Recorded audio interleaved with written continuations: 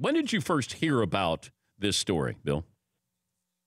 Well, it was actually a very kind of minor thing back maybe a couple weeks ago when it popped up kind of out of nowhere that Zach Smith was going to be appearing in court, and like in 15 minutes from then, on this kind of very minor, obscure charge of criminal trespass.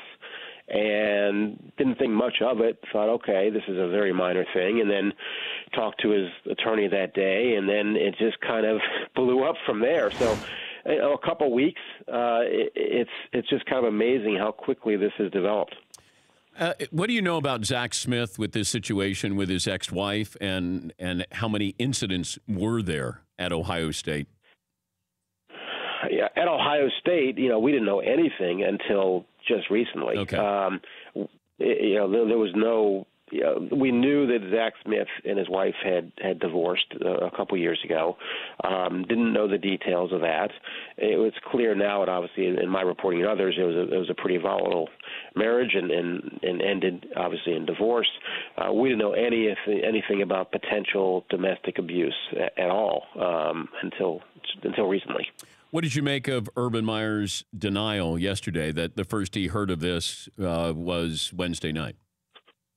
Yeah, actually at the Big Ten meetings last week, or Big Ten meetings last week. Yeah, when he came out and said that was a pretty kind of a line in the sand, and I was a little surprised that he was so definitive that he would say, yes, I knew about something in 2009 when they were both in Florida, but I didn't know anything about 2015 until I asked our people to check it late last night, and that was like, okay, this is what he's saying. He this is when he knew it and when he knew it, and that's probably the big issue right now for him. Is if, in fact, he did know it, and Courtney Smith apparently told Shelley Meyer this, and Shelley Meyer and Urban Meyer, of course, are very close, and did Shelley Meyer then tell Urban Meyer? Did Urban Meyer forget that? I mean, that's for the investigation to decide, but that's really the question, and Urban Meyer probably could have hedged a little bit last week in Chicago and probably been on safer ground.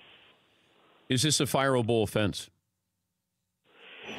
I don't want to make that judgment. I'm not the judge or jury. It's not for me to say. I think that he has certainly put himself in jeopardy that nobody would have foreseen even yesterday, honestly, at this time. And Paul Brown is the last Ohio State coach to leave on his own terms. In 1942, I think, Woody Hayes, Jim Tressel, Earl Bruce, I mean, everybody has been fired. And I really thought, and most people did, that Urban Meyer is going to be able to leave on his own terms because of his success here, because he had run a clean program, no hint of NCAA violations.